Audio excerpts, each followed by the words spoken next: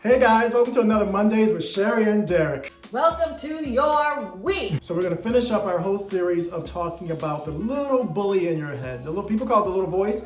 I call it the little bully. Well, you can have a lot of little voices. You can have the little voice that goes, "You can do this, let's go." No, we're not talking about that one. We're not talking about that one, yeah. We're talking about the one that goes, "You can't do this, you're not enough." If you're thinking to yourself right now, I don't have that voice, that's not me. That was it. Right. That was the little voice. Yeah. We're talking that about... said, don't listen to this. We want to stay small and quiet and unhappy. We're talking about the sabotage. The sabotage voice, that's the voice that you think is protecting you, but it's actually sabotaging you. We're going to talk about relationships. One of the greatest joys of my life is being in an amazing relationship.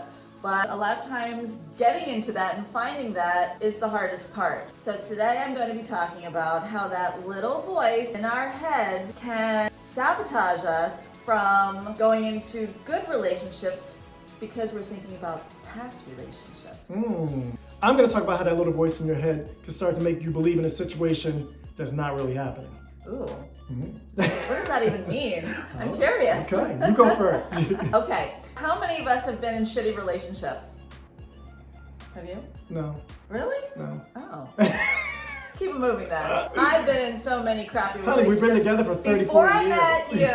Before I met you, all through my teenage years, they were just not good. And so how many times do we then find a new relationship and say, this is not going to work anyway. He's going to be the same or she's going to be the same as my past because they all suck. They all treat me like this or that. This guy's going to also. I just got to give him enough time to do it. Or girl. So, right. So we're already setting ourselves up to sabotage what could be the best thing of our lives without giving them that opportunity to show that they are a different human being. It's really about not dragging the baggage of past relationships forward and not letting that little voice say, it's gonna happen again. Why get excited? It's gonna happen again.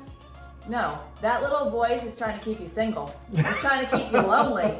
It's trying to keep you from really having the best relationship of your life. When you are entering into a new relationship, you're gonna take all those past experiences as research, knowledge to think about, now I'm really clear about what I want. And you're probably manifesting what you want by thinking about what you don't want also. So when you meet that person, this is exactly what happened with me and Derek back in 1988.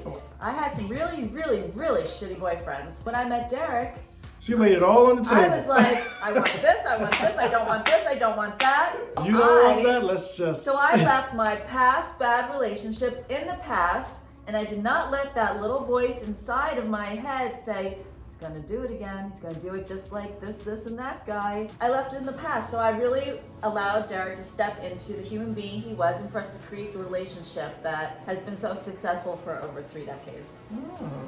And you can have it too. I'm gonna talk about when that little voice gets us thinking that this person is somebody who they're not.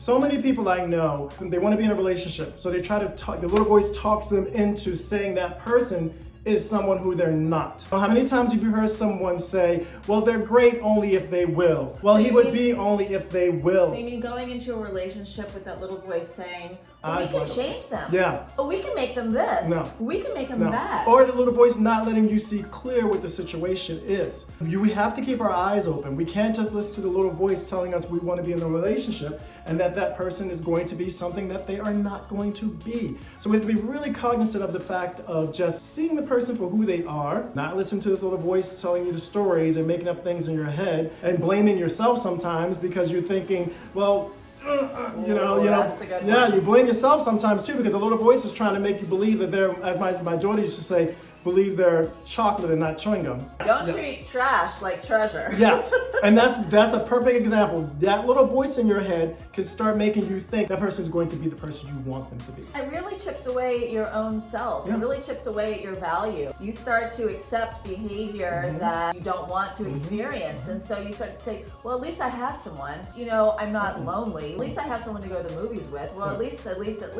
And you're slowly chipping away at your values, at your dreams, your stop signs. And your heart. You're hardening your heart by saying, well, I'm not good enough anyway. Right. I'm just going to accept it as it is. I like that. Yeah. So guys, this is what we're talking about. It's about getting that little voice wrangled. In check. Wrangled. Yes. It's there sometimes to protect you, but a lot of times it's there talking you into a situation which you know is not true, and you're just kind of spinning your wheels. We won't vanquish the voice. The voice is always going to be with us. Sometimes the voice is your intuition and your higher guide that is trying to redirect you or alert you about something or remind you about something. So when you think of something that's telling you, that's making you feel a certain type of way, really identify if that's feeling good and that like it's serving you, or it's feeling bad and it's trying to stop you from really moving forward. Is it helping you or holding you back? That's like the that. question you have to answer for yourself. Yeah. And only you can answer that. Okay, guys?